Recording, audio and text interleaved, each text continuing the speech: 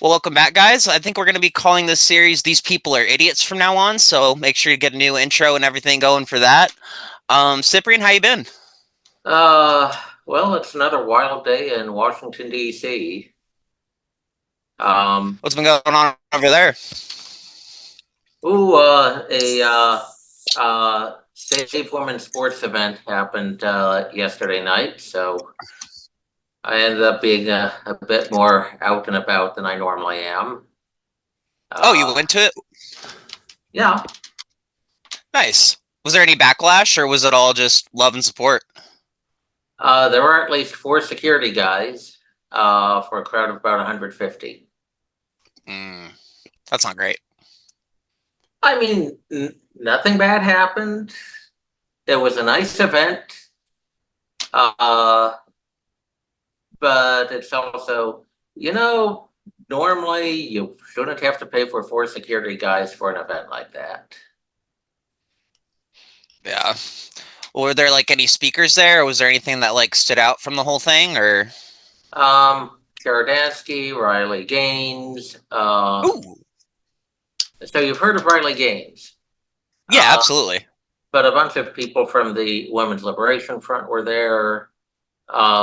One female tennis player from former Czechoslovakia was there, who had been an out lesbian since the 90s. Uh, so people from a wide range of the political spectrum were there. Did they have what's her face? I think Parker Posey. Is that her name? Was she somebody Uh, that was there? Posey Parker is her nom de guerre. Uh, I think she oftentimes goes by Kelly J. Keen Mitchell. Uh, no, she wasn't there. Oh. This was a very American group, although there was at least the Czech woman and someone else with a British accent. Well, it's good they were all able to get together in that. And, admittedly, I'm somebody who didn't care about women's sports before all this, but, it is kind of obvious looking in. It's like, it's not really great. Women are getting really, really screwed right now. And it's worth having a discussion over. Well, I acknowledge the unfairness, but frankly, I don't really care about women's sports. What Yeah, I do agreed. care about are prisons and what happens to women in prisons. And that Because is the a two are heck of a, tied. yeah. So if you recognize the unfairness of what happens in women's sports and locker rooms, you are definitely going to recognize the horror of what goes on in prisons. And I mean, prison where people are notorious for lying or doing whatever it is to get by. If you need to smear on some M&M lipstick and give yourself some ashy eyeliner with a cigarette and call yourself she ma'am to get into the prison to get yourself some puss, well, that's what you're gonna do for a lot of dark people. Almost as if a lot of people are in prison are not the most honest or upstanding people.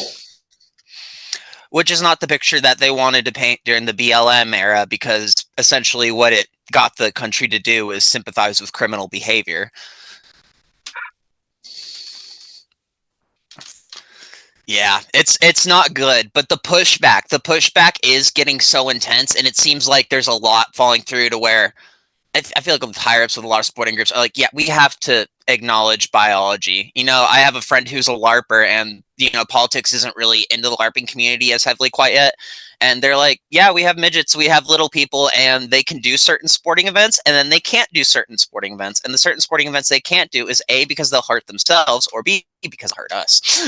So it's like you have to take biology into account in these factors, whether it's gender, size, any of it really. It's not discriminatory to have that conversation when it comes down to literally South Park levels of just these roided out masculine beefy motherfuckers coming in and essentially just beating the shit out of women before all of our eyes. And let's be real, there's probably an audience that tunes in specifically just to see that. You're probably right that there is an audience for it. I mean, I read some of the tweets by some trans athletes, and it was just frankly disturbing. Yeah. I get like people need to be accepted, people need to understand trans, but They need to realize they're pushing people away with this shit, and that it's doing more to shoot the LGBT community in the foot than anything else. Well, when you give an open door with no questions, there are going to be a bunch of people who go through that door who really should have been questioned. Yeah, and I'm seeing how broad that is. You know, I talked to Daryl Davis the other day, and that was his problem with January 6th in the Capitol with slogans like "Take America Back" and "Make America Great." Slogans that, when he was explaining it, he's like, they're left so broad that the white supremacist elements come in. And then I'm thinking of Black Lives Matter and a lot of their slogans and how it's left broad for people's interpretations. And then you see it in the LGBT sphere. It's kind of this come all in, express yourselves, and bring your own definitions to the table. Well, broad wording necessarily in has a lot of broad wording has a lot of risks, because broad wording is either going to be applied very broadly, which can be very brutal, or or it will be modified based on the circumstances, and that is a very political game. Ambiguity gets resolved in the favor of the powerful. So if you have a slogan that is extremely broad of, quote, always be tolerant, either you mean no matter what, or you mean there are some circumstances where you are allowed not to be tolerant, but that is decided by whomever has the power. Mm-hmm. Yeah, and it seems to be no matter what for a lot of cases right now. It's even in my own personal life, there's just stories that I'm hearing where I'm just like, why? Hearing horror stories from people where I'm like, why have you been bitching about this for months on end and not just directly facing the problem? In instances of violence, predatory behavior, just looking at people like the common sense approach of handling these things isn't there because they're all worried about the social backlash, which gotta get the fuck over. That's why we have America. We don't need to worry about that shit as individuals to a certain extent. We need to push against this type of behavior in any type of community, whether it's woman beating or rape or child predation, any of it. But it no one wants to be intolerant. But Well, I want at the same token, it's like I'm trying not to see. Oh, go ahead. no, continue your thought. Oh, just that I'm trying to have a more positive thought pattern with it, because the more I've been doing the podcasting, the more I am realizing, having these conversations, how big the pushback is. Because now that I'm not in my own echo chambers per se, and I'm not burying my head in the news 24/7, and I have a focused objective, the more I'm actually having like just really, really good conversations with people, or I'm having people reach out to me with information, or just hearing all these different people's stories behind the scenes. I think the pushback is bigger than a lot of us realize, and that everybody's kind of getting to the point of done. Like, I mean, it's obvious that they like to push the loudest voices out first, and they try to get those out. But the fact that they've chosen the characters they have, like the trans woman who whipped her tits out at the White House, Buck Angel did a video the other day where this woman apparently allegedly sexually assaulted 5 trans men. So it's like, if you're gonna have these alleged heroes come into your spaces, you need to be able to vet them first. And the fact that they're not has people looking at this and being like, this is a fucking scam from hell. Which is nice, horrible as it is. And But they can't. you'd think that the White House has staffers who will do that vetting, but there's kind of a competency crisis going on in major social institutions, White House included. Yeah, they've spread themselves just way too thin on all of these issues. You can't be involved in all of the world's problems at once and simultaneously be trying to start a million in your own home country. Maybe it seemed like a good idea in the past, and it seemed like that was the move, but now that it's happening, it seems like all the politicians are kind of like us. They're just like, shit, what's happening? Like Pelosi, who I thought had more of a hand in January 6th than she did. That leaked video, she looked just as confused as the Capitol Police Chief or me, just sitting here like, what the fuck happened? And she's like, we have no idea. We have no idea what happened, even though she went on to blame Trump immediately. She's just as confused as the rest of us. No one has a fucking clue anymore. I'm not a conspiracy theorist. I'm an incompetence theorist. Which honestly, I feel like kind of brings conspiracy theorists like me down a little bit when you realize it is just stupidity. It's like, hmm, well, that's a good way to go against it because like people want to sit there and be like, "You're stupid. Your theory's dumb. That makes no fucking sense. You're an idiot." But if you just if you explain it to people in terms of incompetency, at least for me, it seems to click to where I'm like, huh. I mean, there's definitely a lot of malicious activity happening, but maybe it's not as malicious. Maybe it's just stupidity because we can all agree that the country's run by fucking dumbasses. I think we need to reframe the conversation around that and just kind of get back to laughing at these people and just kind of pointing out the obvious no matter what they say about it because they're not better than us. The people that rule us are not better than you or me. They're equal. We're all equals in this country, but there's nobody above us at all. Like we are all our own people, and they could try to control that and try to restrict our freedoms, but it's running our mouths that gets us out of trouble. Like Julian Assange, like he ran his mouth because he was a goddamn patriot, and look at the freak out. I have a slightly more negative view of Mr. Assange, but Ooh. there's a lot of people who genuinely were whistleblowers and have been persecuted. I don't agree that that's the case with Assange, but there are definitely real whistleblowers that have been persecuted. So, what's your view on Assange? You want to go into that a little bit? Oh boy. Um, I'm it interested looked now. it looked like a classic intelligence operation of solicit leaks, pretend to be a genuine public interest organization, and then selectively edit and release leaks for diplomatic embarrassment.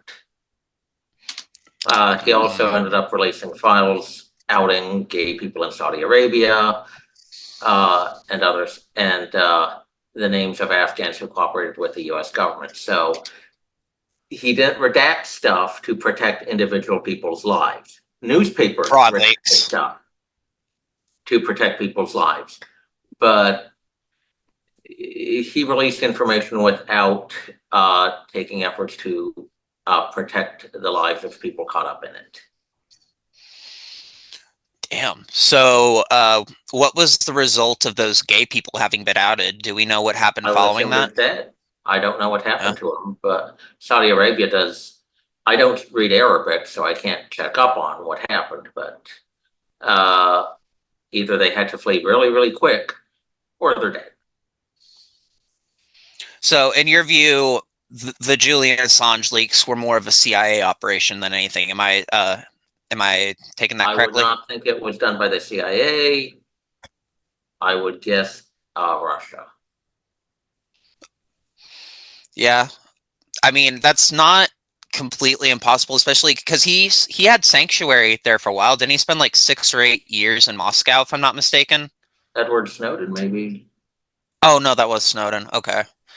So why do you think he would have done it for Russia? Um, Russia still has a hand in a lot of the left-wing activist circles because a lot of the influence they had among Marxists and leftists in the United States weakened after the fall of the Soviet Union, but those networks could still be reactivated. And I think that knowledge of entryism and social engineering tactics was preserved and used again. So Would you Russia's been say reactivating those old networks. So here's a guy who's championed by those old networks. What am I going to think?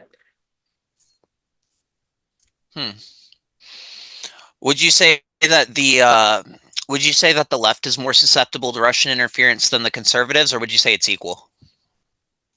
Any strong emotion can be weaponized. And that can include ostensible desire to overturn one society and ostensible desire to preserve that society. It simply depends on the intermediaries used. So Russian intelligence has been able to penetrate supposedly patriotic groups in Western European countries, and also a lot of the neo-Marxist groups trying to dominate those countries. They can play both sides. Yeah. Yeah, So kind of like. Oh, sorry, God. I think they have more influence in leftist groups, probably because of one, they simply had a lot more initial assets dealing with the left, holdovers from the Soviet Union era. And I would guess that the peculiarities of local conditions means that right-wing groups are somewhat harder to penetrate, simply because there's a lot more suspicion of outsiders. That said, they're not immune from it. So it's one of those ambiguities of, we think this is happening, we know some stuff has happened. Do we know the extent? No. All sides are vulnerable to this. And if you try to become universally paranoid, you will exhaust yourself and destroy everything you hope to accomplish. So Yeah. Yeah, I know. I want to say it was Whitney Webb that went into this once upon a time, but I think it was during the BLM era. They were I mean, they were definitely on the left. They were definitely. She was talking about the troll farms and the bot farms and all that, but they were also in contact with some white supremacist militias up in Washington. It might have been someone else who reported on that, but no, there's also some white supremacist elements in Russia that like to be buddy buddy with the United States as well, for as much as they like to claim that they're anti-Nazi. I know that those elements exist. Do you know much about that, or? um, I know there are elements from Russia that were trying to get in contact with Western European and American white supremacists. I do not know how much that was backed by by the Russian government, but I know that that was a more intellectually respectable activity than a lot of people would think. In what way? So it seemed to be treated as, oh, this is just playing on typical ethnic conflict. This is normal politics, as opposed to the Western European and American concept of this is unacceptable, morally unacceptable. Playing on ethnic conflict is one thing, but racism is another. So it's kind of like in is it China or Korea where they just like casually have a day where they dress like Hitler. It's kind of something that hasn't quite got in there yet for the people, so it's not so like controversial. Russia has a very weird attitude towards the Nazis. From one end, they absolutely hate them because of what the Nazis did to the Soviet Union and Russia. On the other end, there's a lot of people who look up to Nazi Germany because they perceive it as being more competent than the traditional Russian history of autocratic and incompetent governments.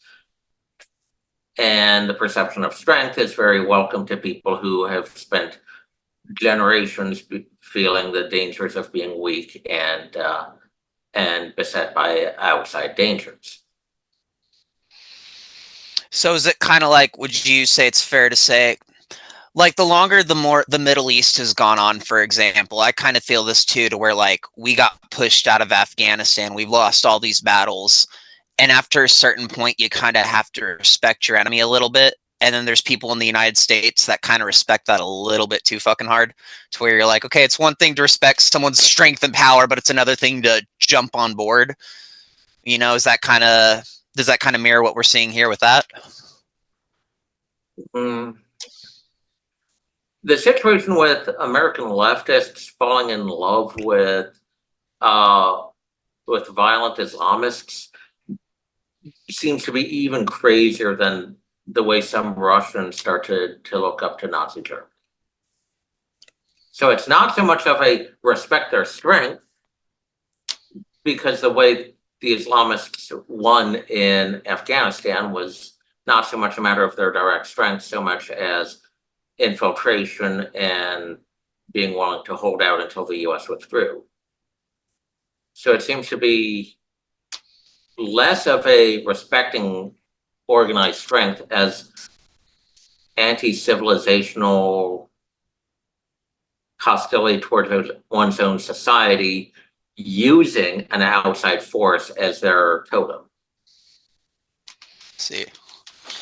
So it would be like in World War II, if a Soviet citizen had waved the Nazi flag, they would not be doing it because they respected the strength of the Nazis. They did it because they wanted to destroy the Soviet Union. And I think that's the better analogy to what we're seeing with the adulation for the Taliban and Hamas. Makes sense. Yeah, because the number of white kids running around with hijabs right now, it's like Jesus fucking Christ. I mean, they were screaming about cultural appropriation 2 years ago, and now it's like they all have one out of the blue. It's like Wish.com is selling this shit for $2 a piece, along with the Palestine flag for free, and it's. I know Iraqi there's a lot of. champions or Palestinian ones? Can they tell the Just, difference? I mean, and I'm going to be honest here. I can't tell the difference, and that's not to be racist. It's just to say that that's not my culture, and it's all coming in at once. And like, but I'm not going to pretend. I'm not going to sit here and like make up some name or give you the history. But I like watch some of these videos, and I'm like, you have just as much clue as I do, but you are sitting here going on camera for 5 minutes pretending like you have any idea about these people's culture. And then when the Jew comes along to correct them, or the Arab comes along to correct them, all hell breaks loose. These people are idiots. These people are fucking idiots. Ugh. But it's the visibility of the idiocy that's going to save us. It's going to be because, I mean, the fact that it's so stupid means that so many people can jump on board and counter it. It doesn't really take much intelligence to call out the bullshit for what it is. Anybody can do it. Anybody who has a protest happening downtown in their city right now, who knows that there's some pro-Hamas shit, can walk out and challenge these people intellectually in conversation. They might try to hit you or walk away, but you can make them realize how silly and ridiculous their arguments are, while potentially even building on them and educating them, and maybe even having them educate you, because as stupid as a lot of those people are, they also have pieces to the puzzle that we don't have. Because the way I explain it, it's just, we all got a book. This is your book. You have these pages. This is my book. And then we'll call the middle the Hamas protesters. Just because we all have different pieces of the book doesn't mean we don't all have a part of it. The point of it is we need to seek the pages, we need to collect them, we need to put them all together. And I think even the idiots have that. I think that there's something in there that these kids really want us to know that unfortunately they're willing to act violently on, but if they can be educated and maybe they can get those feelings out in a conversational, constructive way, then maybe we can come together, because that was the downfall of BLM. My silly ass went out there a lot and thought that there could be conversations to be had. No one out there wants to have a conversation. You got to go. You got to grab somebody. You got to take them out of the crowd. You got to light a cigarette. You got to smoke a joint. You got to open up a beer. Maybe just sit there and just enjoy the sunshine and talk to them. Humanize them. Be a friend to them, even if they're idiots. I think that's something that we got to let known too, because until the conversations start happening, it's just going to get more and more violent, because most of these kids just want to be heard. They don't feel heard because they've pushed their families away. They've pushed their friends away. They've pushed anyone on social media that disagrees with them away. Any media, they've just pushed it all away, but simultaneously they're wondering why they're not being heard. So I think that should be a sacrifice on the part of the more intellectual people to step in and to maybe try and empathize a little bit with that, no matter how crazy they are, no matter how ravenous they are. Because I think when a lot of these kids are heard, they're going to simmer down. And they might just leave that protest that day being like, huh, now I have something to think about. I don't know if I want to go back out there tomorrow. Maybe I just sit at home and educate myself a bit.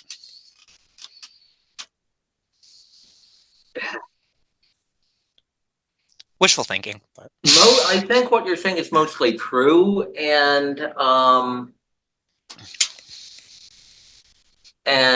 for this to end, that's what has to happen. But there's a lot of complexity to that. So there's a bit more complexity here because the way some people push others away can make them reticent to hearing questions even about their assumptions. And quite often, people haven't even identified what their assumptions are. So when people get enmeshed in a lot of social movements, they can get very, very emotional about it and get very angry at people who cause them the discomfort of having to think through what they assume to be true and what their mechanisms for finding truth are. Absolutely. I talked to one woman, mid-30s, Jewish, who is real into Palestinian activism.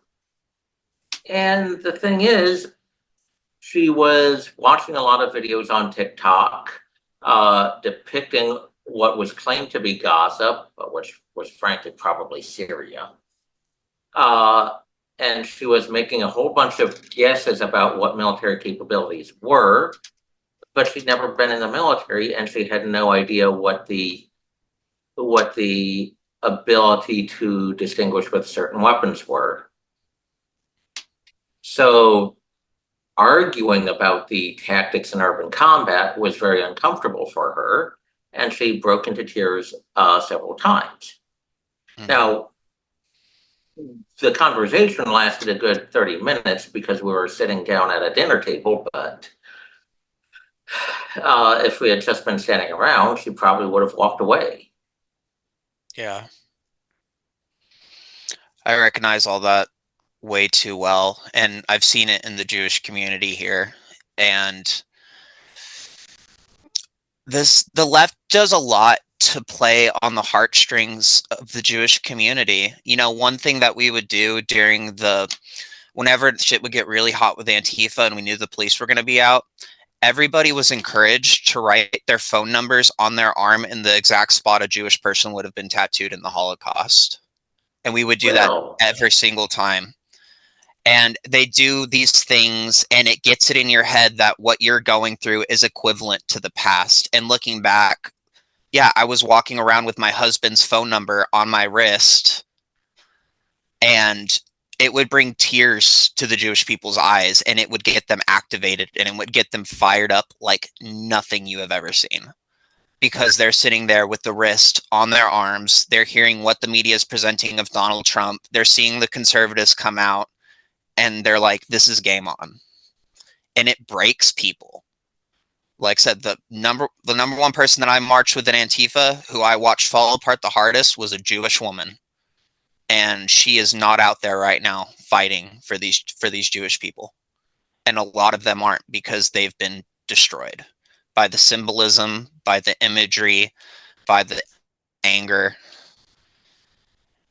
and by this insurrection against the United States of America, freedom of thought, everything that we once held dear, you know, pre-COVID, pre-Black Lives Matter, pre-Trump.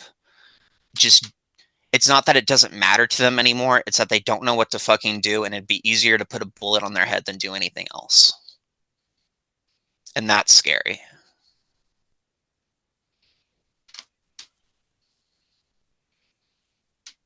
I have been saying this, and I found out other people have been saying this too. It's like we're going to the 1930s again. The self-fulfilling prophecy. I mean, we create our reality. If you have thousands of Americans believing that we're going back to the 1930s and 40s, where the hell are we going to go? You know, if the collective mind of society is we're going to go towards the future and we're going to go towards progressing and building and all these positive things, if the collective mindset's there, that'll be achieved. But if we want the opposite, be it out, it doesn't even have to be like an intentional, we're going to take it back, we're going to set the dial back, we're going to get in a time machine. Fear can take you back to that place too, apparently. Yeah, I just noticed there's a lot of people with a love of central planning, a very strange uh, economic ideas, ethnic animosity, uh, a penchant towards uh, notions of collective guilt. The the ideological framework is very similar to the 1930s. Now, very hopefully, we will not end up like the 1940s were, but uh, street violence, totalitarian ideologies, masses of propaganda. It was a disturbing situation already. That's just me being morose. So, controversial question, I guess, but it's worth addressing because it's just kind of the reality we all face. You're from Romania. I was born in Virginia. So we're from two different countries, two different walks of life, two different backgrounds. But with this new form of racism going on, what form of anti-white racism, if any, do you experience as a Romanian in this current climate? Do you get conflated with me essentially? Well, yeah. So I didn't live in the nice part of DC when I was younger. Uh, so when I would complain that some of my neighbors were criminals, some teachers, the American ones, would get angry and tell me that not everything on TV is reality, yada, yada, yada. I didn't have a TV. Jesus. Oh, also, apparently, I have white privilege. So, American racial politics is stupider than even Balkan ethnic conflict. So Bulgarians, okay.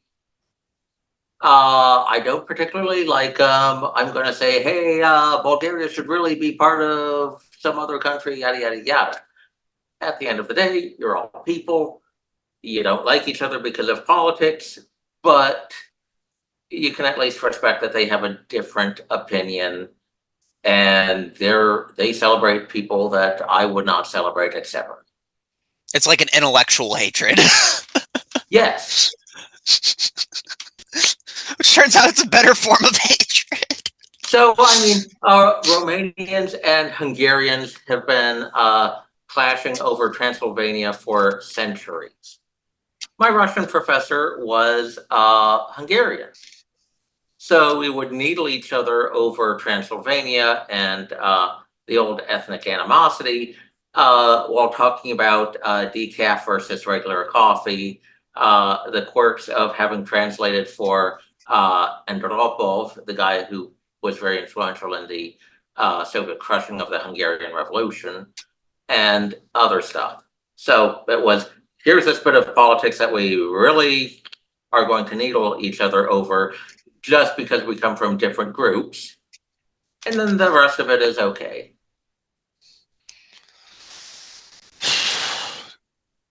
I love talking with you because there's just like so much history to take in, and I'm just like, gotta look up this, gotta look up this, gotta look up this. But it's just.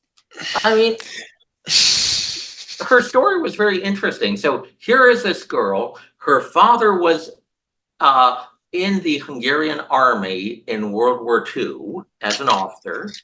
That meant her family were class enemies. So when her part of Hungary got annexed by the Soviet Union,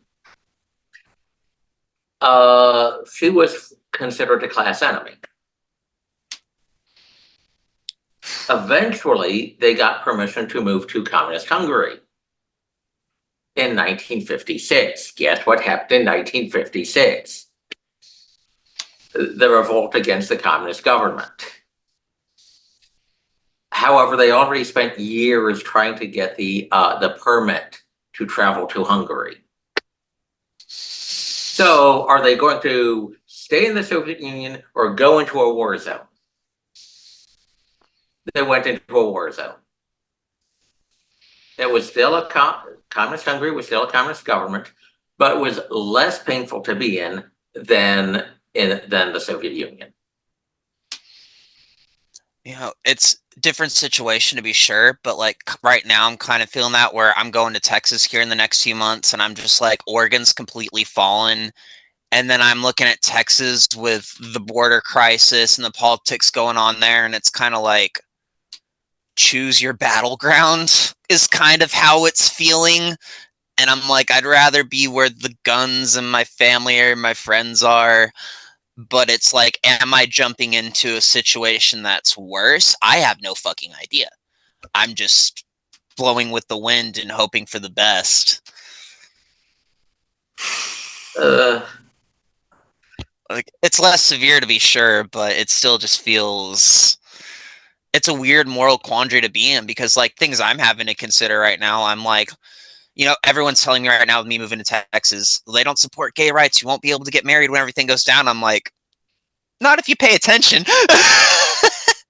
I mean, look at the polling data. The backlash against gay marriage was becoming gradually more accepted by Republicans and conservatives until about 5 years ago.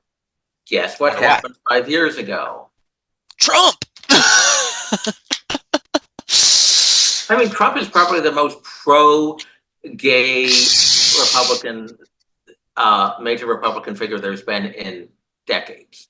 First president that went in openly supportive of gay people. Obama held out to the very last second because he wanted fucking votes. And for kids like me who are just going into college at time, that brainwashing worked because for a second there, I went from talking about drone strikes to how great the man was that one day I could have a husband, forgetting about the drone strikes. And then you get reminded over the years. But, he never had a problem. I think he has gay family members. He had gay cabinet officials. Like, the hostility towards gay people has never been there in any joke he's ever made about gay people. I got news for you about gay people. We make some fucked up jokes about each other. We're all a bunch of cackling faggots over here because gay jokes are funny. I understand that gay politics can be very messy. That's an understatement. Oh, man, like, we gotta laugh about ourselves. It's funny. Two guys falling in love is funny. Two chicks being in love is funny. Someone going into a different body is funny. Different races, cultural differences can be funny if it's done appropriately and in the right context, time, and manner. Don't be a dick. Don't be racist. Don't be a homophobe. But like, we all like to pretend when we're listening to the media, and even when I hear it in podcasters, it's like they're trying to dance around the fact that they're not making racist or homophobic jokes behind the scene. I work in a kitchen. We say the most fucked up shit on a daily basis. Constantly. It gets us through the day. I probably cracked 20 racist jokes the other night, along with the black guy and along with the Mexicans. Like, we got to be real about how we are behind the scenes, I feel like. Because I'm not going to sit here and be the type of guy that's like, I've never said a racist joke. I've never said the N-word. Because I'm a human fucking being. And I've learned over the years, I've used the N-word when I was a kid. I said it to a group of black kids, not even knowing what it meant. I just knew it pissed off black kids. I was in second grade. I got chased down with knives. So I learned pretty damn quick what you do and don't do. And I'm not going to pretend like I was perfect throughout the years, but like I'm going to respect every single African American I come into contact with. I'm never going to cross that boundary. I'm never going to hate somebody for their skin color. But like, if we want to live in America, let's be real about what it means to be an American. It means we can say whatever the fuck we want. And that also means that whatever consequences we get back to us, we're gonna get. But the pitchforks and torch carrying at this point, it's bullshit. Until we shatter that, we're not going to be able to laugh. And I think that, especially with the comedians pushing through the way they have been, we're getting back to that. But that's my thoughts on it. It's worth looking up Scientology's approach to comedy. So Scientology is an evil cult. One of the interesting things they did was put out a prohibition on joking and degrading. So, like Warner Brothers. Uh, well, I brought it up because there seems to be some modern day comparison. Uh,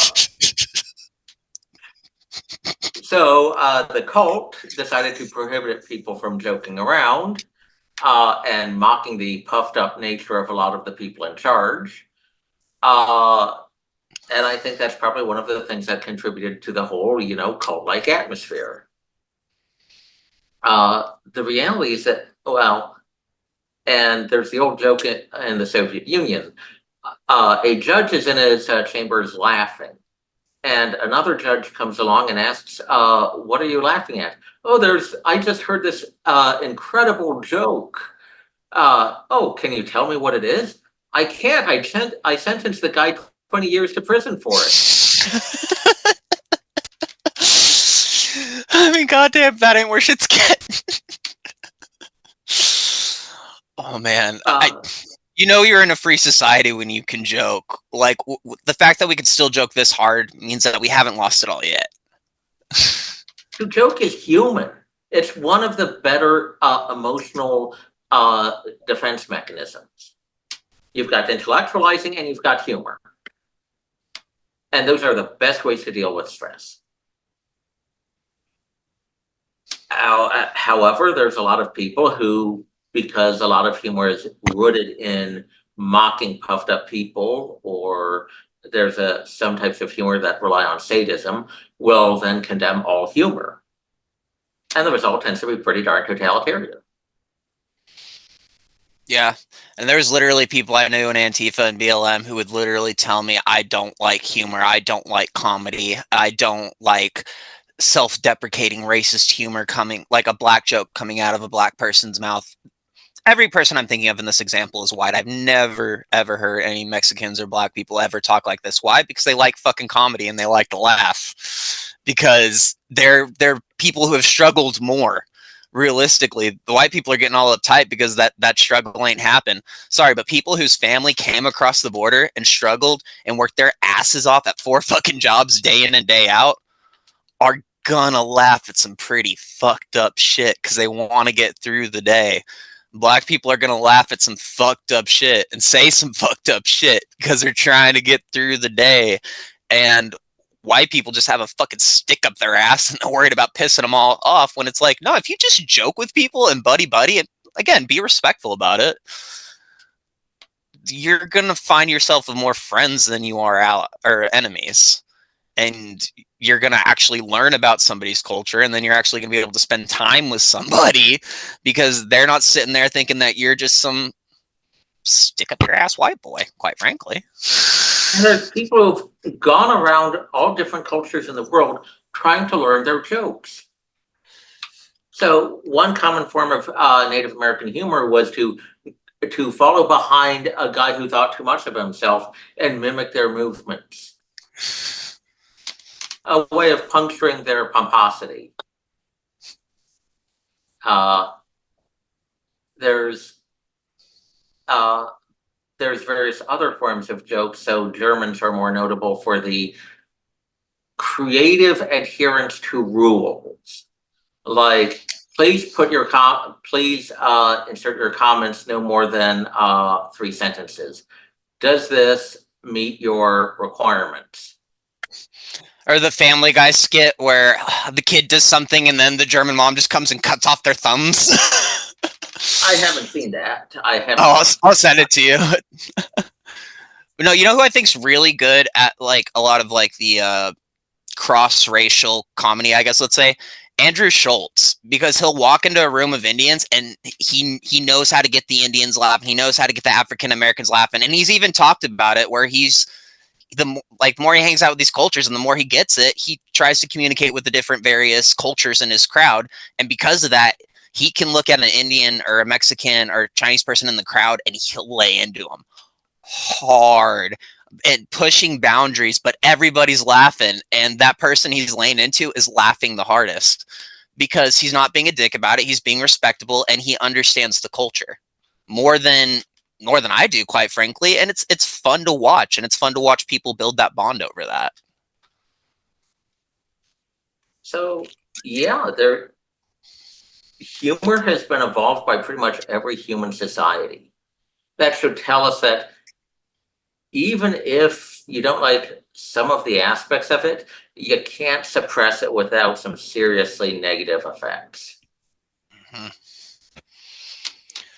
Yeah, and it's like, I mean, look at Roseanne. They didn't even give her a phone call. They just axed her show. And that set a precedent because then because that was okay, then everybody was like, "Oh shit, my career's on the line now."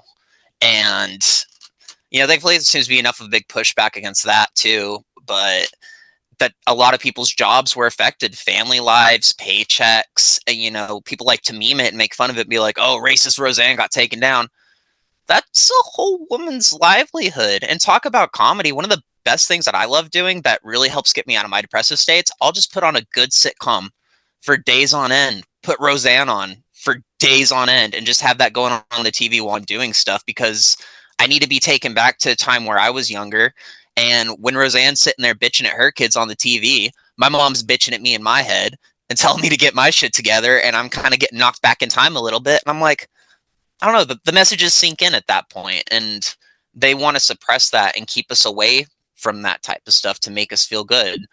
Like kind of like I say with Harry Potter, they didn't go after her with gender. They went after her because of what she said about the schools. They want us away from certain artistic elements and projects, series, books, movies, television, what have you, because of what it can offer us and because of what it can give to us. And the same thing applies for comedians. They don't want you listening to people like Joe Rogan or Tim Dillon or George Carlin because they're racist and transphobic and homophobic. And it's just, they just want to keep you from being happy at the end of the day. Because when you watch those things, you feel happy. And it's nice.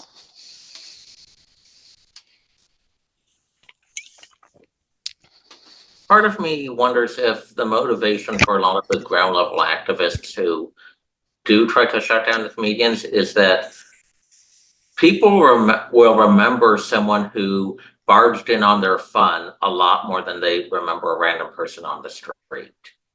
So if someone is seeking to be attention and remembered, let's remember herostratic fame, a guy who is famous because he burned down a temple in order to get remembered as a man who burned down a temple. Where was this at? Uh, what? Well, where was this at? This is a name I hadn't Ancient heard of. Greece. Ancient Greece. So Herostratus was a man in ancient Greece. I don't remember if it was Corinth, maybe, who burned down a temple in order to have some sort of immortality as through fame. So the government Mm, decreed that his name could no longer be mentioned. The fact that we know the name Herostratus means that the government failed and the guy won. yeah. But I mean, hey, look at me at 27 having to ask who the guy's name is. So, I mean, maybe it didn't succeed that much, but no, that makes sense. It's always just everyone wants to be woe is me, be the center of attention. And Tim Dillon had a great bit about it, talking about Israel, being like, Israel is a girl who's hurt and she's seen some shit and her life is tragic and she won't shut the fuck up about it. And eventually you got to go, hey, I get that you're hurting, but I have things going on too over here and I can't be involved in your life constantly. And it was hilarious the way he broke it down, but it really is this kind of whiny teenage girl attitude of mommy and daddy aren't giving me what I want, so I'm going to go out there and scream about it, even if the news has to see me, even if the police have to drag me away kicking and screaming with my nose bleeding. I'll do whatever I need to do to get what I want. And it's just like, I'm sorry daddy didn't get you the pony when you were younger, but stop shitting on everybody else's good time at this point.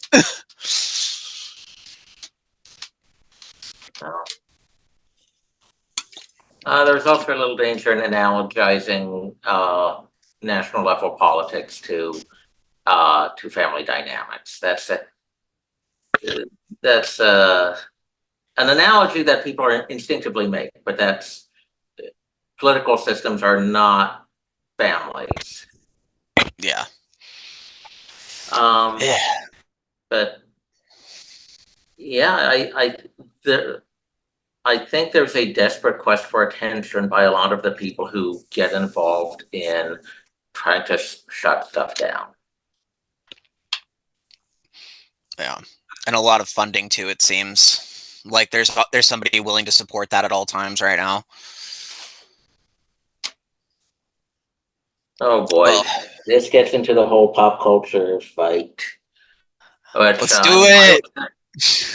I mean, I was there during GamerGate. Explain Gamergate. I've heard that, but I can't remember what it is. There are rival accounts of what happened, and the anti-GamerGate side won. So what initially happened? A guy posted on early Twitter that his ex-girlfriend had cheated on him with a number of game journalists in order to get her game positively reviewed. What was the game? I think Depression Quest or something. Joey Quinn. Okay. And so this is some very ugly personal drama. Should people be talking about it? Well, so you had a bunch of people who saw that, started posting it and discussing it in the comment sections of various geek forums, like uh, not Encyclopedia, but TV Tropes, Encyclopedia Dramatica, uh, a number of geek-related areas. What year this However, happened? 2014, 15. Oh, okay. So about 9 years ago, and now we're talking about Gamergate 2 or 3 now. So it's very eventful in the history of the internet. And There's been a whole war going on. I had no idea. oh, it was vicious, man. So there's this woman. She ends up sleeping with 5 guys. Yes, there were a bunch of 5 guys related jokes. Uh, and one of her ex partners ended up going and posting to a game journalist newsletter that, oh, this is some horrible harassment and should not be tolerated. This is sexist. Complaints about her sleeping around in order to get good reviews are sexist and should not be tolerated. So so a lot of the game journalists took that and decided to run with it. Complaints about Zoe Quinn sleeping her way to good reviews for her game were sexist. So that became kind of the cry of the game journalist faction and those who followed them. And eventually the SJW, the Social Justice Warrior faction, glommed onto that as their idea. Was this about the same time as Harvey Weinstein? Yes. So she can do it, but he can't. That's what we're saying. Sorry, I just, as far as it's timing out, it's like it's double standards, maybe. Well, let's understand that the game journalists were the ones in the position of bureaucratic power receiving sex in order for favorable review. So it's more like the journalists were in the Weinstein position. Fair point. Okay, I see that. Sorry, continue though. I didn't mean to derail that. So the Gamergate side was saying, no, this is corrupt. Giving reviews because of political favoritism or perhaps having sex with someone is corrupt. We need ethics in games journalism. And let's remember the games journalist business model is receiving advanced copies of games, reviewing it highly, so the companies give you stuff, and pushing out those reviews on the premise that the public would then decide what to buy based on that. Right. And the reviewing system had become pretty corrupted for, I want to say, 5-6 years before that. And there are a lot Yeah, of because reviews and then like the people playing the games, it never really add up. They'll be like best game of the year, and everyone playing it's like this is fucking dog shit. right. They were totally captured. Games journalism initially was an outgrowth of fan culture. The early publications were by fans, by Hmm. people who loved games. And then you had a lot of money spent by corporate media to buy that up. And then they wanted to turn it into something profitable. And they brought in a bunch of people who wanted to be regular journalists, but were frankly too stupid. And they ended up being put into games journalism. So they didn't like games. They weren't there because they liked games. They played Hmm. games because they felt like it was what they had to do to earn their meal ticket. And Yeah. they hated games. They hated gamers, and they wanted some larger purpose to their life than just being a show for being a show to give positive reviews to terrible games by big companies. And it really went to show too, especially in the cases of magazines, because you look at old Nintendo Power and old Game Informer and all that stuff, and you compare it to the new. You don't get any pictures, you don't get the interviews, you don't get the fan art, you don't get all the secret cheat codes, you don't get any of the cool stuff anymore. It's just white page, ad, words, and it's all just corporate approved dog shit. And the magazines never get bought up, and then there's less and less cool stuff on the shelves as time goes by. They just kind of ruined all that. Like, I miss buying magazines. Buying video game magazines used to be so cool. I would read every page.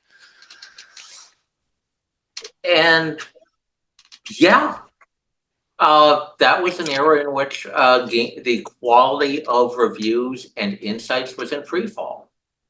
And that was before a lot of independent game reviewers had really become popular, and before you started to see independent, actually fan-driven review sites and efforts.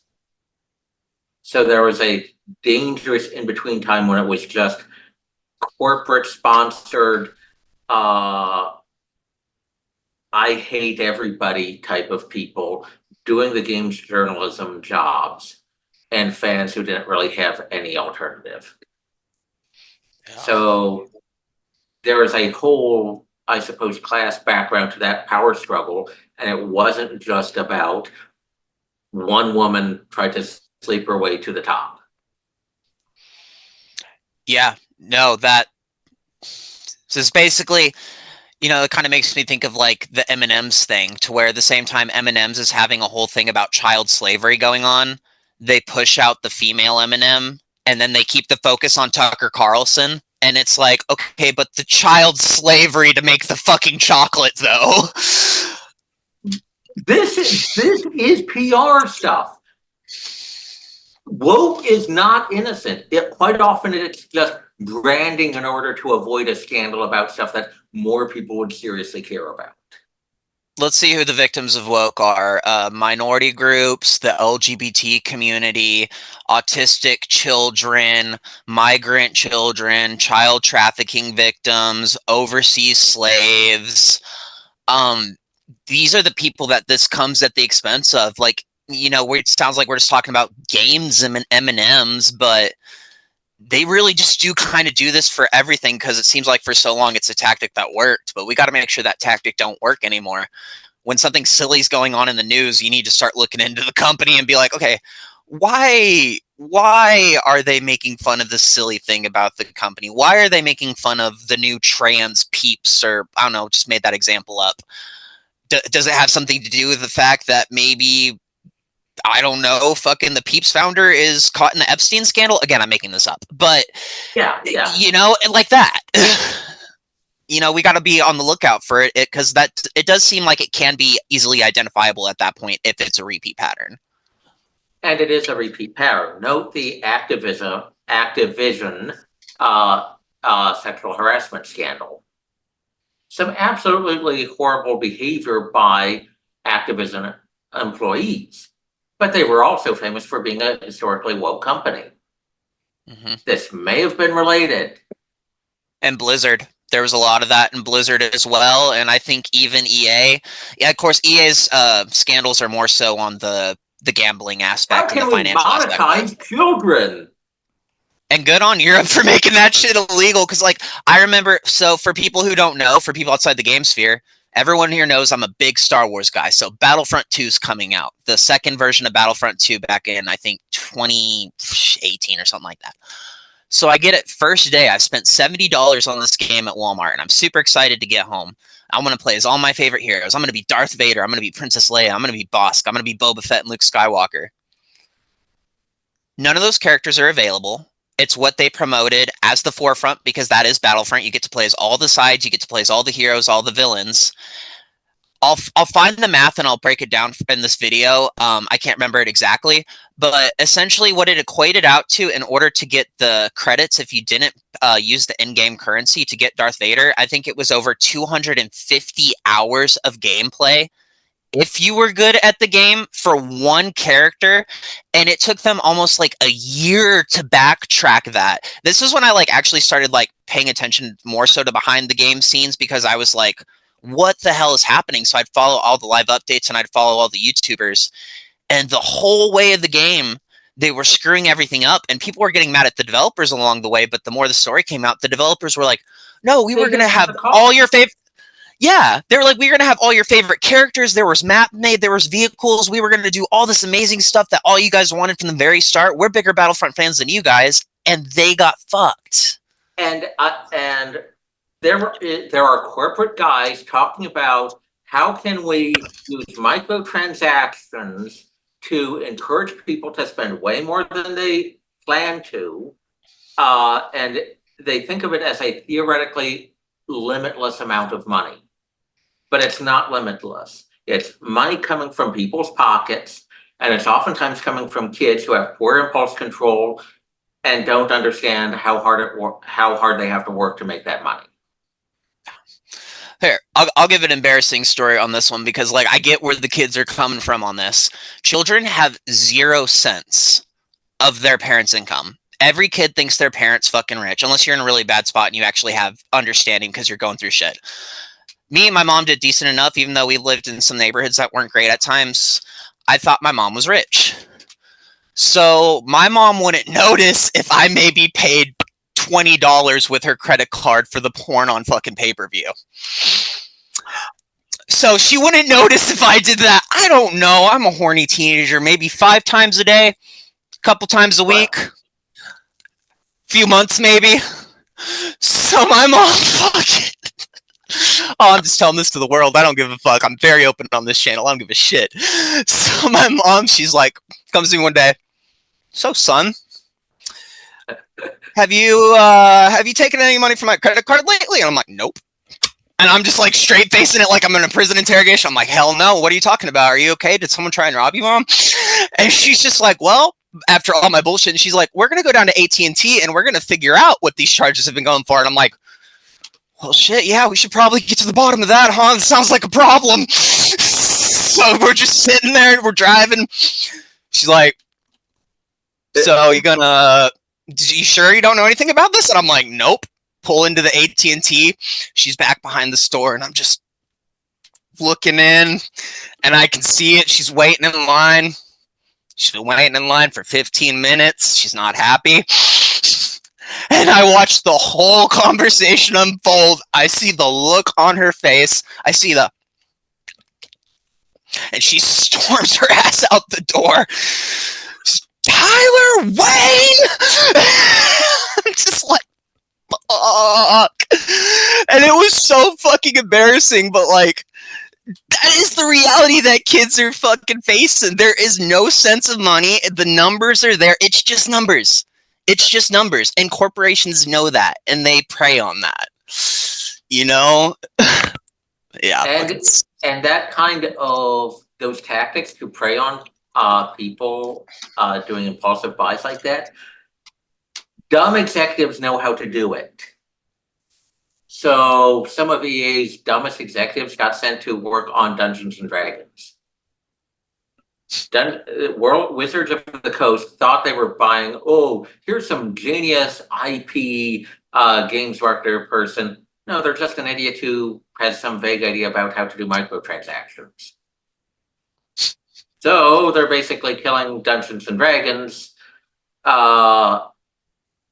because they assume that, hey, put everything online, we can make it microtransaction heavy, and then we'll rake in the money, right? Yeah, 'cause I've only played a little bit of D&D, but from what I've gathered so far, there's a lot of like different websites and accounts and services. It seems pretty broad in what you can sign up for, if I'm I not mean, mistaken. I play at a table. I don't do online stuff, Yeah. Well, I think a but lot of it, my generation's COVID, is why it's online. probably true. I mean, I do have some online gaming software, but never really got into that. But there's a world of difference between playing an MMO and just being at a table. I'd It's like rather be therapy. You need like vibrations and frequency and community. it's better to be in front of other people. So they thought that they could turn that into a big money maker, and a lot of the whole. I am suspicious that a lot of the wokeness scandals with D&D is because one, the people involved aren't very bright, so they're trying to use political stuff to cover up the scandals. And their scandals are they're trying to use microtransactions to nickel and dime people out of a whole lot of money. They're trying to steal people's intellectual property, and they're incompetent, so they forced out the competent people. And those competent people had a lot of fans. So wokeness is kind of a smokescreen for a lot of shady behavior. And, again, pulling some examples to my personal life, back when I lived with my parents for a few months before moving here, and I was working at Target to save some money. And I think I tapped out of the job like a week before I should have. And I was just like, well, they don't pay attention to politics at the time. I'm like, they're dumb. They won't know. And I told them I got laid off for the trans bathroom scandal and used that as an excuse because, again, I'm just a dumbass fucking kid.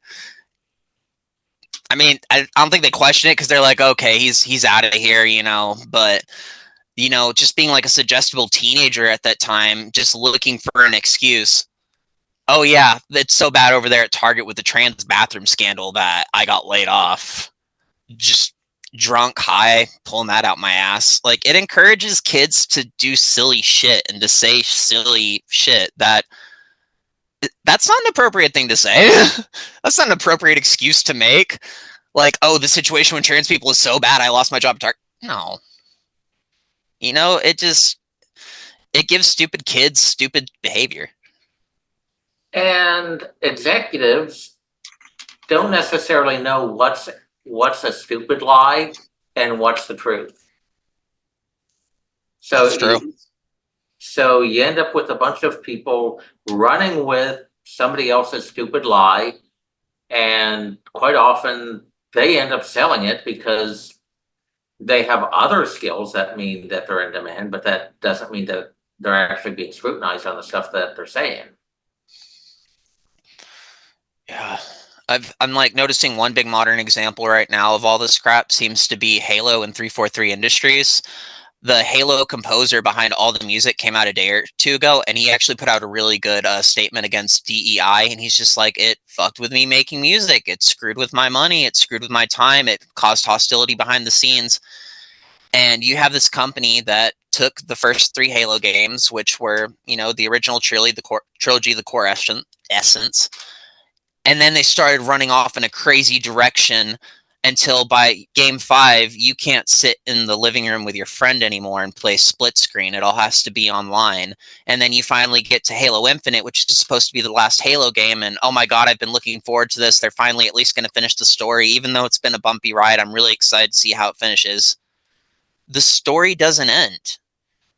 And now with everything happening at 343, they were going to rely on DLCs, which you had to pay for to conclude this story that's been there since my childhood.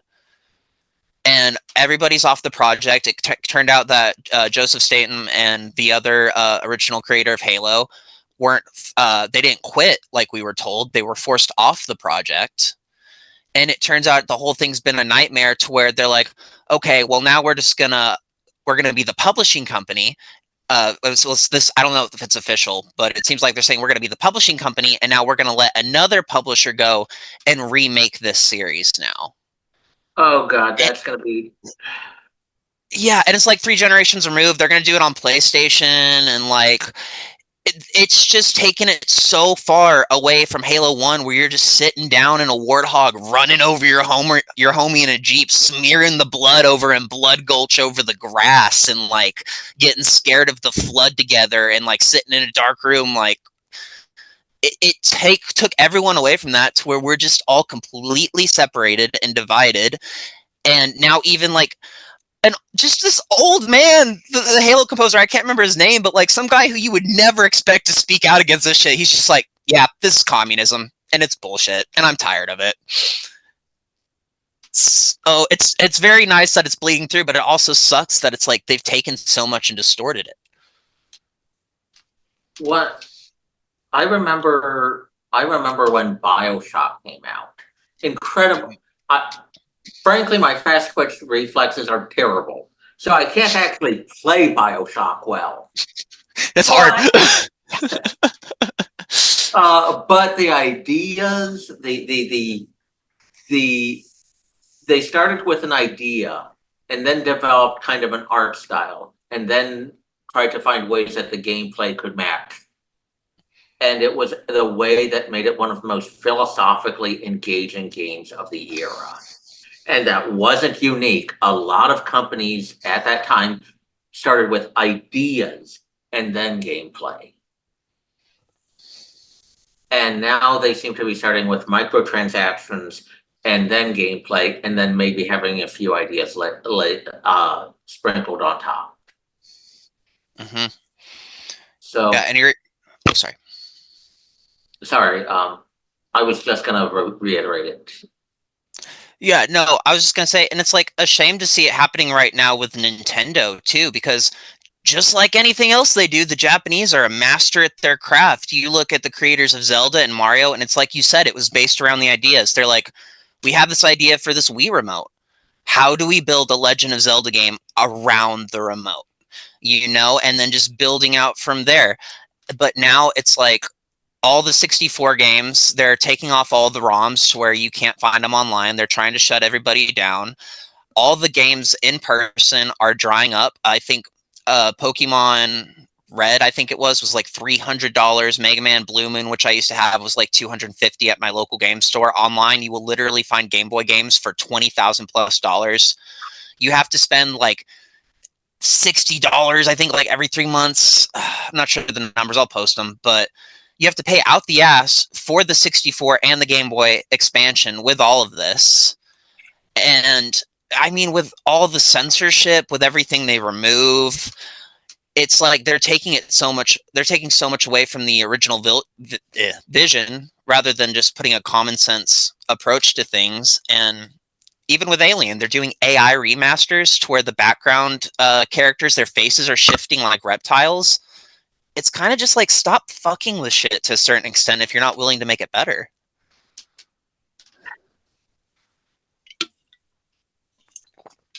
It's, I mean, with Nintendo, I can kind of understand it because the Japanese have a very different view of intellectual property than Americans do. So Yeah, some of that weirdness is just, it's Japan. fair point. But also, Nintendo of America is a very woke dominated institution. So that might be also why Nintendo in Japan doesn't necessarily listen to Americans when they point out how badly some of their behavior is being perceived by ordinary American gamers. Man, you want to talk about Japan versus US gamers? Have you been seeing any of the Assassin's Creed drama? Oh God. The Uh, Miles Morales samurai. I haven't heard that one, but some Asian people in San Francisco were making some quips about a black guy beating up Asian people to hip hop The music. dishonorable killing, that's one that got me. I was like, oh, I didn't even think of that. Like they're bringing up real cultural points. It's not like culture world politics in the United States. It's like, you don't know Japanese people at all type stuff. Yeah. So it really does not seem to be playing well either in Japan or among Asians in San Francisco. So that is just a wowee. That is a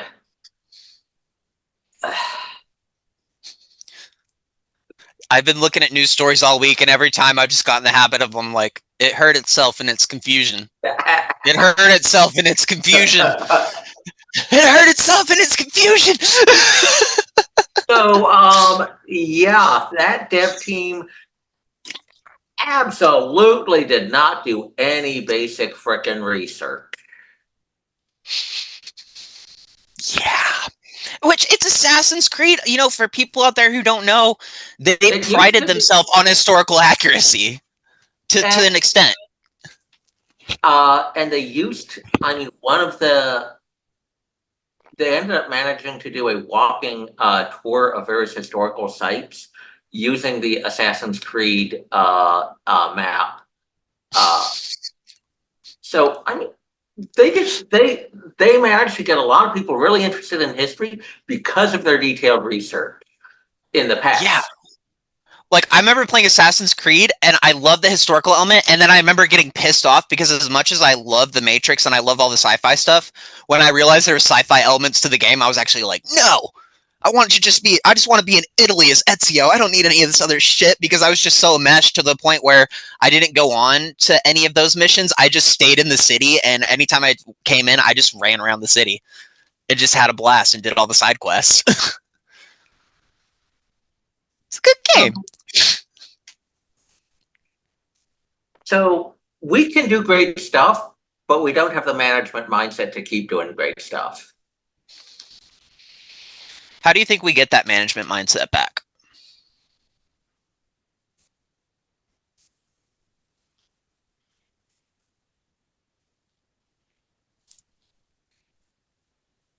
I think it's going to take executives asking questions and being willing to be skeptical of people.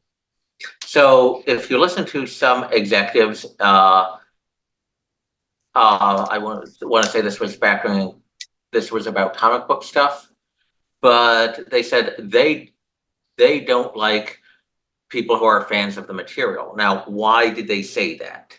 Well, you can obviously tell that a bunch of comic book directors and writers hate fans and hate the material, and they have said as much. But why would an executive say that being a fan of the material is a red flag? Well, a bunch of, frankly, terrible directors and writers ended up claiming they were fans of the material in order to get the job. They were basically faking everything and claiming they were fans, and therefore they should get the job. And they did a terrible job and created backlash for the people who hired them. So what do you do? How do you prevent that? That made fan a bad word among a lot of executives who were managing this intellectual property. I think the first step is to avoid replicating that mistake. When people say they're a fan, ask detailed questions. That's going to mean an executive who is tasked with managing this property has to review a lot of the material and to think through why it is popular. That means research. That means taking maybe a month out of your time to watch the stuff, talk to people why they like it, and to understand the material. Yes. Then you start interviewing people who then may be tasked with continuing and managing it. And that's going to take asking detailed questions and being willing to reject a candidate if you believe that they are going to bring it into disrepute. You know, I've thought, sorry, I'm not cutting you off, am I? Go ahead. I've been saying the same thing to my husband because, you know, I bitch about pop culture as much as I do politics. And that's exactly what I've been saying. But I'm like, the ultimate olive branch I feel like they can do for that in this moment, I think of Star Wars as an example. Star Wars Theory right now is the most popular Star Wars YouTuber. He is not enjoying the Acolyte. He has every right to not enjoy the Acolyte. And while I don't agree with all of his arguments, he's getting upset because not only is it not good, but they're sending death threats on Disney's behalf now. the fans are, to the point where he's threatening lawsuits.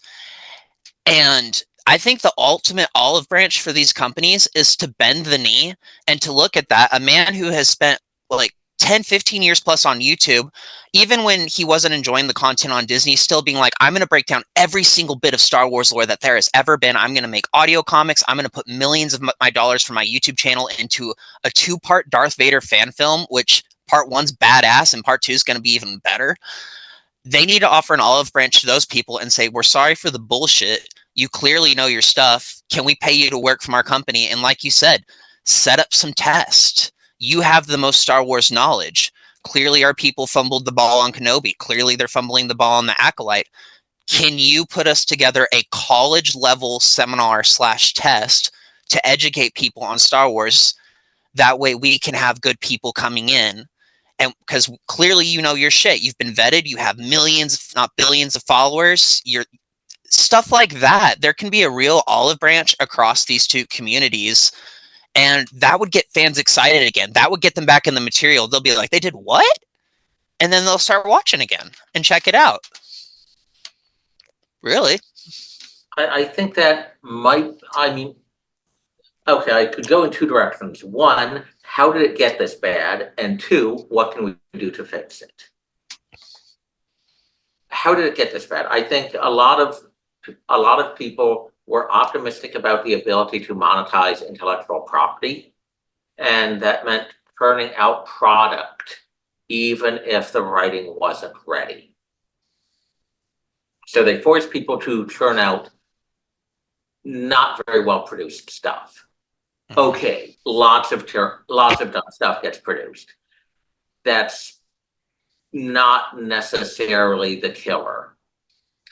I think there was also the idea that marketing could distort people's perceptions to the point that they would view badly written stuff as being just as good. And a lot of these marketing people are, you're, say it with me, they're idiots. Fucking idiots. So those marketing people can distort online metrics a bit. They can pay off a few influencers. They can connive to get a bunch of journalists and activists to say, oh yeah, the only reason why people don't like this is X. But they can't fool all the fans. They can't fool the people who've been following this stuff for decades. And they can't follow the people who say, huh. I mean, I watched The Empire Strikes Back, but this doesn't make any sense compared to that. Oh, well. So there's going to be a drop off. And they can hide it from people for a while, but they can't hide it permanently. No. And eventually that marketing apparatus, which was initially designed to attract people to the product, becomes used to hide the flaws of the new product from fan critics, and eventually from investors who wonder where their money went.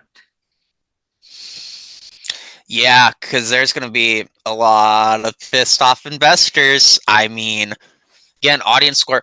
I'm liking the Acolyte right now. I enjoy it. I have some problems with it, but like episode 5, fucking badass. The new one that just dropped.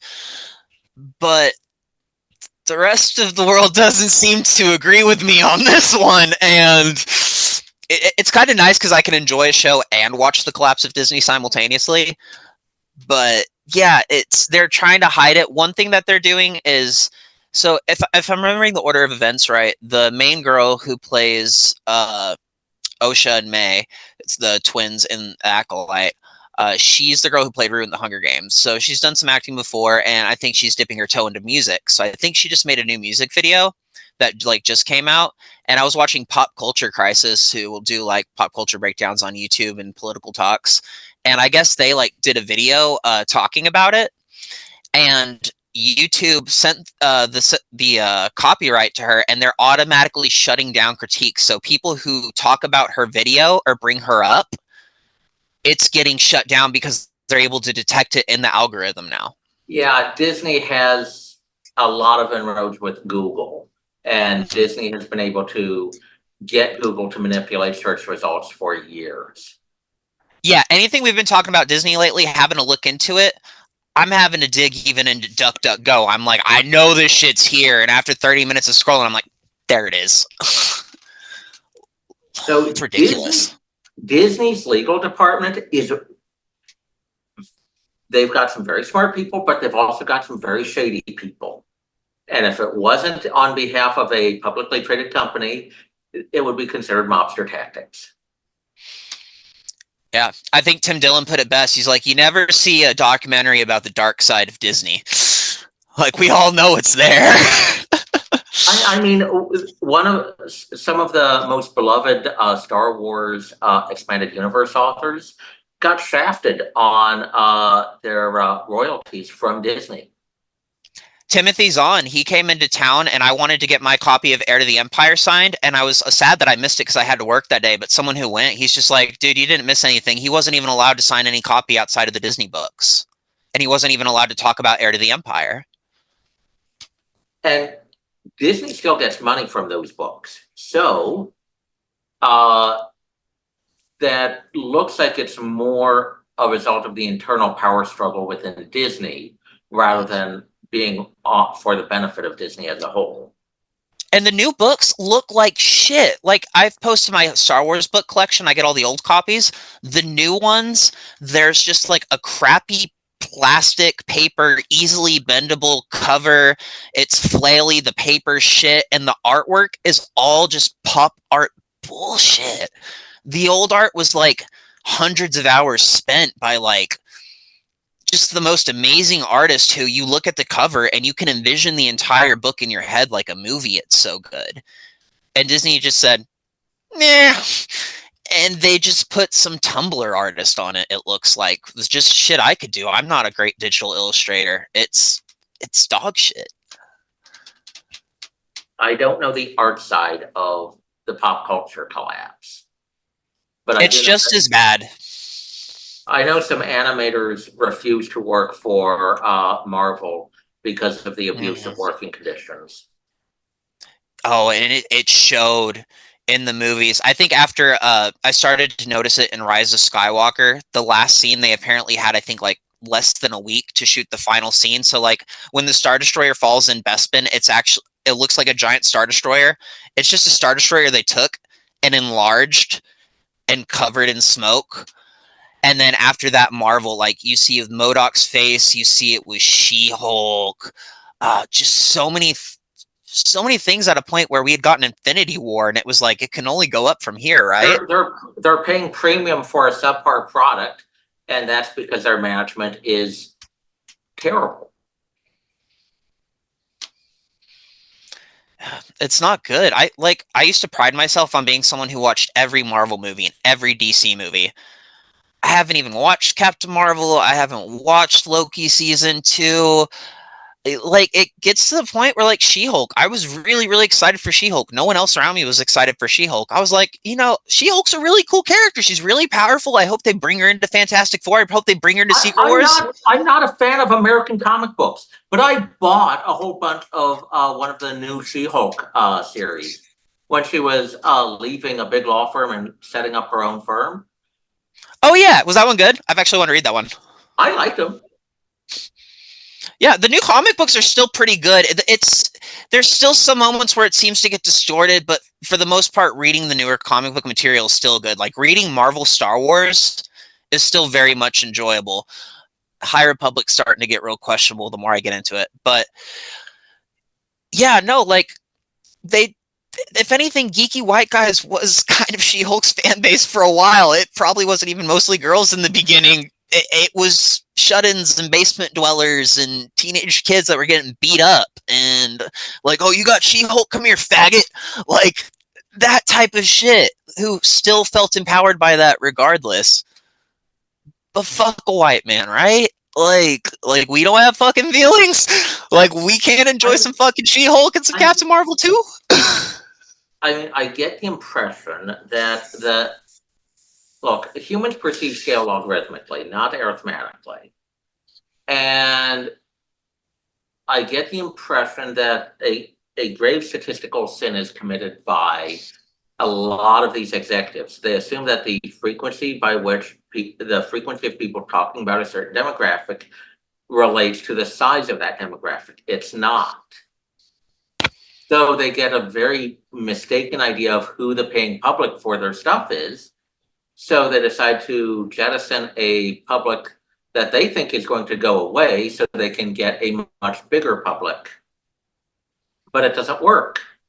Mm-hmm. 343 put it best. They said they wanted to reach a broader public audience, I think it was. And And it that works is the when it, opposite. yep, immediately. They put out a Halo cookbook that had nothing to do with Halo. It was, here's how to make a burger, and we're going to call it the UNSC cheeseburger.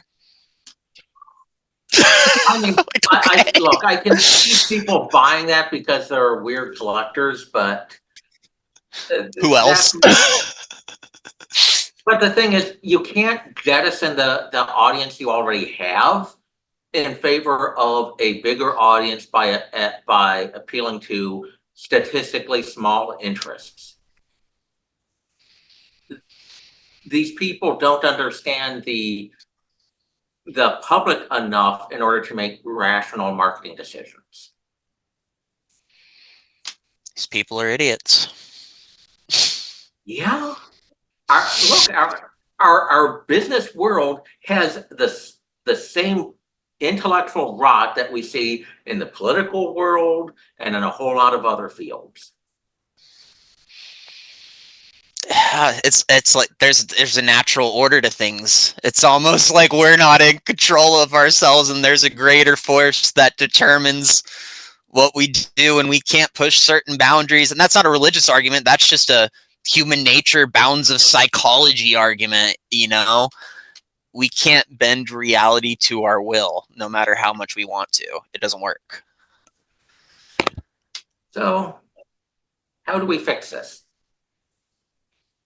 I suppose one of them would be force the marketing departments to actually look up the size of the demographics in the country and in the paying public around the world. Make them look at what previously sold, not what they wish would sell, what sold. So that they would stop pestering creators to include all sorts of issue of the week stuff. Force the executives and the hiring managers to be familiar with their product. If her product is Star Wars, watch Star Wars and watch it on the basis of what was the most popular and the most critically reviewed. And then use that as your core and work out. Your hiring managers must be familiar with the product. It can't just be, oh, you have these vague characteristics. Know your stuff. If you work at Walmart, you need to know Walmart. If you work at Chick-fil-A, you need to know Chick-fil-A. Yes. Like, it's the same as anything else. Like, if you're going to be in politics, you need to know politics. Yeah. So, there's a lot of behind the stuff decisions that is vital to an organization that's being made by backroom people who just sit at a desk. And if you sit at a desk, it's very easy to get caught up in whatever the big national whatever cause is. But that might not actually do good things for the organization that you personally have duties to. You need to train those people to understand what your product is, what your organization is. And you do not want people messing with a delicate system who don't understand what that system is. You have accountants working at an oil refinery. You don't want them making dumb decisions that's going to imperil the safety of the oil refining process. You don't want them skimping on safety. So you have to train these people on what these safety systems are and what that's going to look like on a ledger book. So the same applies to intellectual products. Make sure these people have a rough idea of what people are doing and what these things are, so they don't accidentally make it really hard for people to do their job. Managers should understand what the basic product is. They should be able to sit down and listen to their people, not just hide away in an office, but maybe talk to one of their guys. So if you're an animation and you've got a guy ripping his hair out because of all these absurd animation requests, and they're starting to punch people, slight exaggeration, slight. Yeah. Pull them into a side room and ask, okay, why are you getting all these animation requests in it? Have you told them no? Dial down your expectations. Mm-hmm. Because there's supposed to be a back and forth between top management and bottom level workers, mediated through the management. But if stuff isn't going up, everything coming down from the top is going to keep on going until it gets absolutely stupid. So there needs to be managers who understand their people enough to be able to figure out what is rational pushback, and managers at the top who learn how to listen.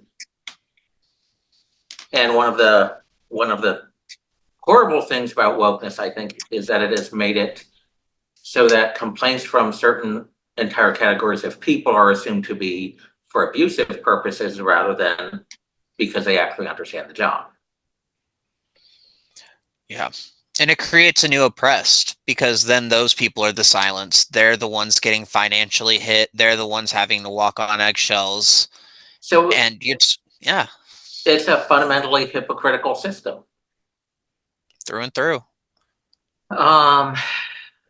Well, and it's easier for people to have pride in their product and to defend the quality of that product if they know something about it and the people who use it. And I don't think that's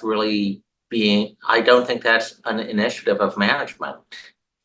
I think a lot of people are so used to thinking of their product as being numbers on a spreadsheet rather than something people use and enjoy and stories that they love. Marketing might sometimes say, oh yeah, we have pride in our product, but that's not the reality.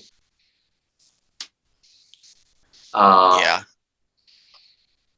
So I think that having managers who understand the material and who understand the role that people give to it. So there's lots of people who got really into aeronautical engineering because of Star Wars. Mm-hmm. To understand the role that Star Wars played for technology nerds is something that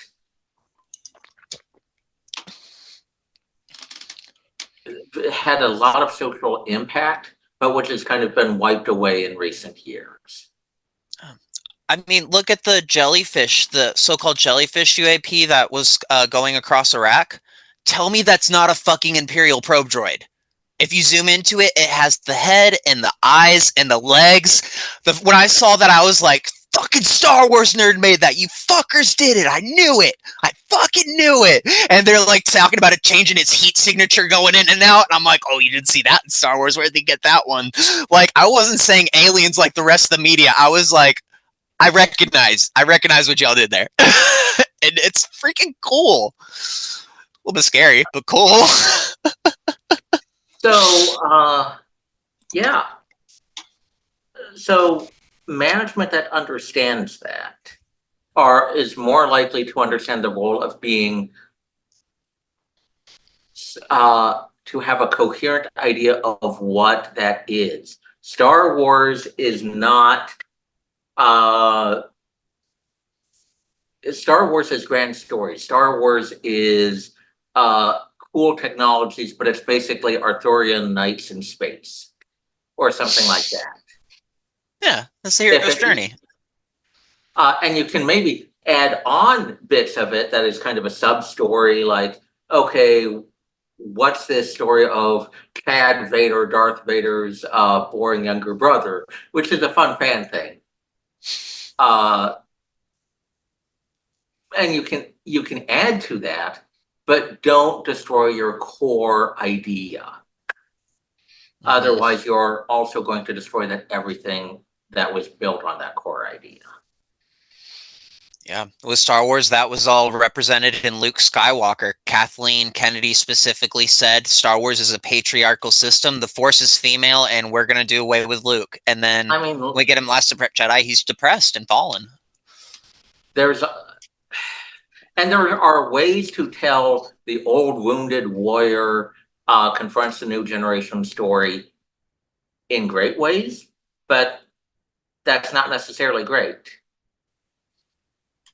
Oh, shit. Oh, wait, hold up. Sorry, one sec. You glitched out here. Old Generation Warriors where you cut off. I apologize. There are Okay, ways there we to go. tell. Okay, so sorry about that. There are ways to tell the old generation warrior confronts the new generation story in good ways, but that requires talented writers. And have they gotten talented writers? And if they do have talented writers, can they get those scenes played out in the right way for it? Not necessarily. Yeah. Like, none of the good writers want to come in because any talented, like, fucking Ridley Scott's probably looking at the shit like, I don't, I'm fine. I can go make my pseudo religious war movie over here. Like, if you want to, like, Zack Snyder's probably like, yeah, Netflix is just gonna let me do my thing. I'm gonna do this over here. I'm not on board for these new contracts you're offering me because you loved my Justice League movie that you told me to fuck off with a couple years ago. Like, at this point, it's just kind of like these. It seems to be a lot of these college kids going on to get these positions, and they seem to be getting it for diversity checkoffs. And that's not a racist statement. That's just systematically what it is. Like, I mean, you're trans, here's a job. You're black, here's a job. And it's like qualifications. and I can understand that there is a justification for that. That is, if we focus on one kind of story, we're only going to keep on getting the same audience and the stories are going to keep on being stale. I don't necessarily think that's true, but they were assuming that the perspective of the writer is so limited that they will only appeal to one kind of audience. I think that's BS. I think human beings have the imagination that it takes to understand a lot of other stuff. Now, look, I probably do not understand the importance of various flowers festivals in Japan, but I can understand what it's like to go to a important civic festival and to see people there and to enjoy what it's like to be in a culture with people like you and to understand the coming together, to come from your own private life, to come to a collective environment, to do the same thing, and to revel in centuries of your own history. Universal.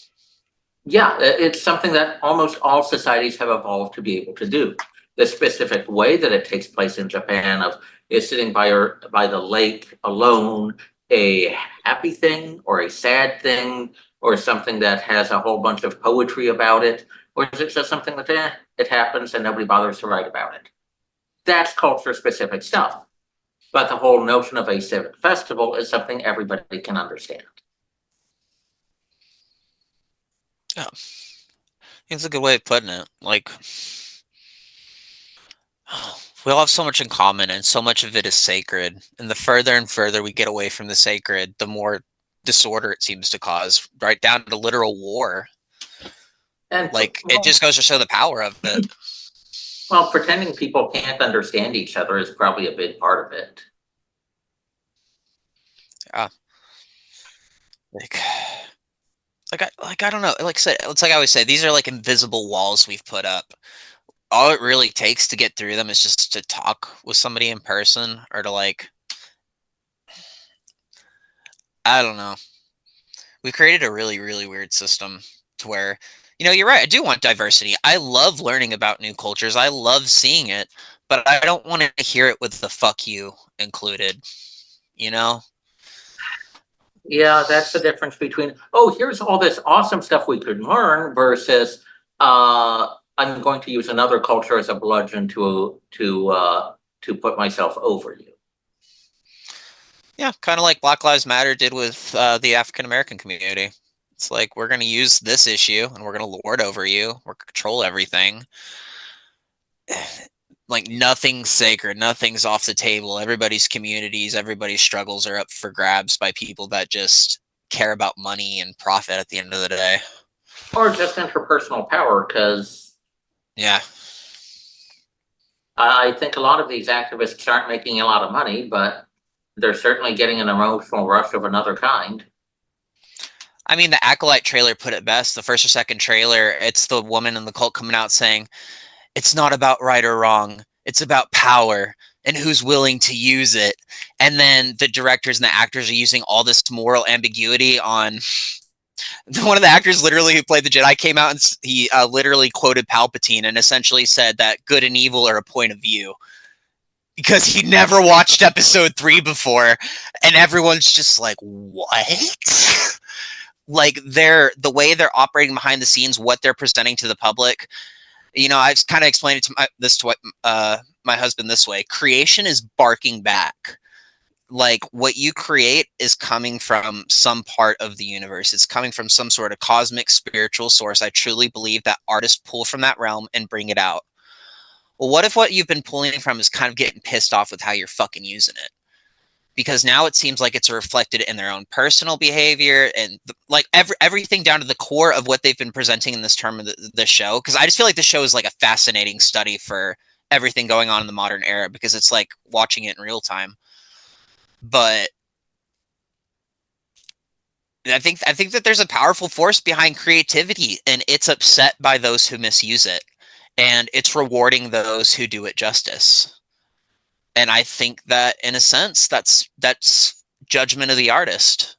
That's what we're witnessing in this revelatory period is, the universe looked at Zack Snyder and said, bless you, here you go. And then it looked at Josh Whedon and said, fuck you, here you go. And bowed back out and let them reap their rewards. That's judgment. And that I'm sure goes across all communities for all different sources, but God is creation. And I think that's what we're seeing if we are just willing to look at it, interpret it correctly, and humble ourselves, even without the religious elements. If you want to call it karma, if you want to call it whatever the hell, but that's just how I see it.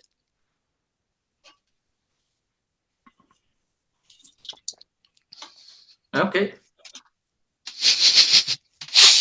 I don't necessarily agree with some of the specifics there, but I can certainly agree with what people created pushes back on the creators. It's karma's a bitch. That's all I can say at this point. Is just karma's a bitch, and people are wondering why is my show not getting love? Why is my book not getting love? Why is my comic not getting love? Why do people hate my painting? Maybe because you're a dick. But it's like MODOK said, anybody can stop being a dick. No, MODOK didn't say that. It was Ant-Man's daughter. But still, anybody can stop being a dick. And I think that was pointed at Disney by the creators when they said that. Because MODOK was CG'd horribly to hell. And there's sometimes you watch these movies too where it feels like they're literally calling out their bosses in the material. And it's become very direct. If it was in the same movie that the MODOK head was in, then that's almost certainly directed towards a certain female executive. Mm-hmm. Who might have a big head herself. Who might have had a was she fired or wasn't she fired, but Disney probably has a heck of a lot of blackmail material on her, so she can't complain too heavily. I believe it. Watch her turn up on Epstein's list. I don't think she swung that way, but well, I know. Maybe. Say we didn't think a lot of people swung that way. Didn't think Diddy swung that way. Maybe not at Epstein's, but yeah. So, well, yeah, pop culture has many of the same problems as the rest of the society. Yeah, but it's a good learning tool. If we're just willing to look at it outside the realm of oh, this is just a flashier, fun thing. Like, there's a lot of meaning we can really derive from this. Sorry, one sec here. Goddamn camera. There we go. Fuck Zoom. But well, Cyprian, I should probably cut it a little shorter today because I do have to do some stuff here later. But would you like to meet up again on next Thursday and we can do it again? Thursday. Let me take a look. Or whatever day works for you next week.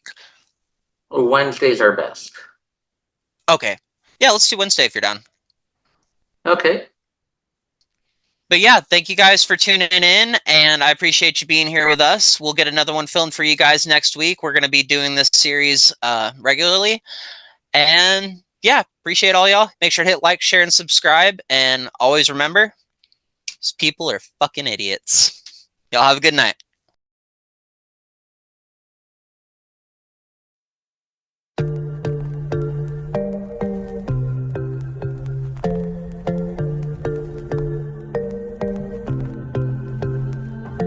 The reason why I got everything's a scam in a neon sign in my apartment is because I think that's the most optimistic message you can think of every day. So I wanted to remind myself of that every morning when I woke up. And the reason why I think it's optimistic is that you see all these different problems, right? All these things in the world. And you're like, well, I don't understand that thing. Like, I don't understand. In my case, Longevity research and science and hard work. I don't understand any of these things in a deeply technical way. I want to affect them. A lot of the reasons why people don't go into different fields is they think, well, there's this kind of expert status around this field, which means I can't ever infiltrate it. And the thing that I want to remember every day is that expertise is a scam. Expertise is a scam. It's like a power hierarchy that's been created within an industry to prevent other people from being able to go and get into it. Everything's a scam. Everything's a scam. Everything's a scam. Everything's a scam. Academia is a scam. Venture capital is a scam. Everything's a fucking scam. Right? But if you realize that, then you can do anything. Why I think remembering everything is a scam is important is that it boosts your self-efficacy to remind yourself that if everything's a scam, then if you have high integrity and you want to go solve a problem, it's probably the case that it'll take you pretty far. More far than trying to play the traditional game, which is a scam. So, to me, everything is a scam is not a negative thing. It's a reminder to just play the game. Any game you want to play, just go play it. It's just a fucking game. Any game you want to play, just go play it. It's just a fucking game. Everything's a scam. Everything's a scam. Everything's a scam. Everything's a scam. Academia is a scam. Venture capital is a scam. Everything's a fucking scam. Right? But if you realize that, then you can do anything. Any game you want to play, just go play it. Any game you want to play, just go play it. Any game you want to play, just go play it. It's just a fucking game. Any game you want to play, just go play it. Any game you want to play, just go play it. Any game you want to play, just go play it. It's just a fucking game. Everything's a scam. Everything's a scam. Everything's a scam. Everything's a scam. Academia is a scam. Venture capital is a scam. Everything's a fucking scam. Right? But if you realize that, then you can do anything. You can do anything. You can do anything. You can do anything.